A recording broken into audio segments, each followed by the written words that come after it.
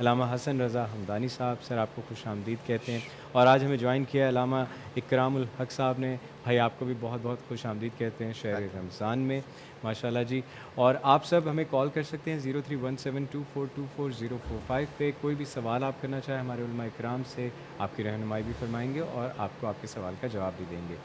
علامہ صاحب طاق راتوں کی فضیلت کے حوالے سے میں چاہوں گا بیان۔ بسم اللہ الرحمن الرحیم وبہ نستعین خیر ناصر معین۔ دن کے مقابلے میں رات انسان کی خودسازی کے حوالے سے اور تزکیہ نفس کے حوالے سے ازل سے ہی ایک اپنا خاص مقام اور مرتبہ رکھتی ہے کہ جب کائنات امکان کی زہر میں موجود ہر مخلوق آرام کر رہی ہو اور انسان آرام کو چھوڑ کر خلیفۃ اللہ ہونے کا حق ادا کرنے کے لیے مسلح عبادت پہ آ جائے تو یہ اس کی ذات کو بڑا پسند ہے۔ آپ دیکھتے ہیں کہ حضرت موسیٰ کلیم اللہ کے لیے بھی خدا نے کہا کہ ہم نے اسے 30 راتوں کی بلایا، 30 راتوں کے لیے وعدہ لیا اور پھر 10 راتوں کا اضافہ کر دیا، یعنی کہ دن بھی ساتھ تھے لیکن ذکر خدا نے رات کا ہی کیا ہے۔ اور قرآن مجید میں جہاں ایام کا بھی تذکرہ ہے وہاں جب راتوں کی بات آتی ہے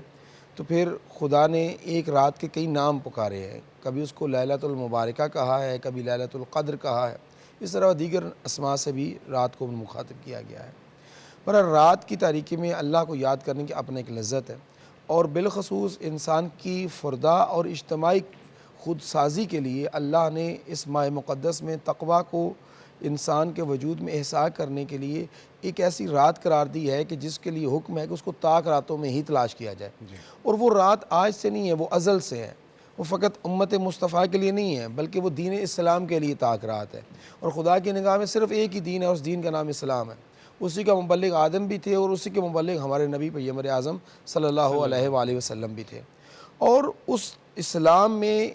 شب قدر کو وہ اہمیت حاصل ہے اور اس کی عظمت خدا بتا رہا ہے کہ اِنَّا أَنزَلْنَاهُ فِي لَيْلَةِ الْقَدْرِ، کہ اس کی عظمت یہ ہے کہ اس رات میں ہم نے وہ کتاب کہ جس نے قیامت تک کے لیے رہنا ہے، جس کتاب کے تئیں دعویٰ توحید ہے کہ وَلَا رَطْبٍ وَلَا يَابِسٍ إِلَّا فِي كِتَابٍ مُبِينٍ، سب کچھ اس کتاب میں ہے۔ آپ کی بیماریوں کا حل اس کتاب میں ہے، آپ کی پریشانیوں کا حل اس کتاب میں ہے، آپ کے اقتصادی مشکلات کا حل اس کتاب میں ہے، آپ کی معاشی مشکلات کا حل اس کتاب میں ہے، آپ کی معاشرتی مشکلات کا حل اس کتاب میں ہے۔ اس میں پہلوں کی کہانیاں ہیں تاکہ ہدایت پائے جائے، آئندہ کا انجام ہے کہ اگر نیکیاں کرو گے تو یہ جزا ہے، اگر خدا کی معصیت کرو گے تو پھر تمہارے لیے یہ منزل ہے۔ یعنی اس میں وعید بھی ہے، اس میں نوید بھی ہے، اس میں بشارت بھی ہے، اس میں انذار بھی ہے۔ وہ یہ کتاب جو ہے اللہ نے انسانوں کے لیے بالخصوص مسلمانوں کے لیے نازل کی تو اس کو ایک طاق رات میں ہی نازل کیا۔ اس لیے عرفاء،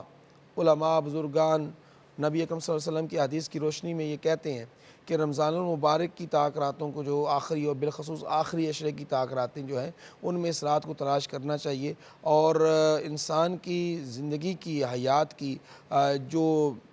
معراج ہے وہ انسان رات میں ہی حاصل کر سکتا ہے۔ اور ان راتوں میں سے ایک رات انسان کو اگر کوئی طاق رات ایسی مل جائے کہ جس رات میں خدا نے قرآن کو نازل کیا، اور یقین فرمائیے کہ بعض عرفاء کے بارے میں ملتا ہے کہ وہ کہا کرتے تھے کہ یار اگر ہم 365 دن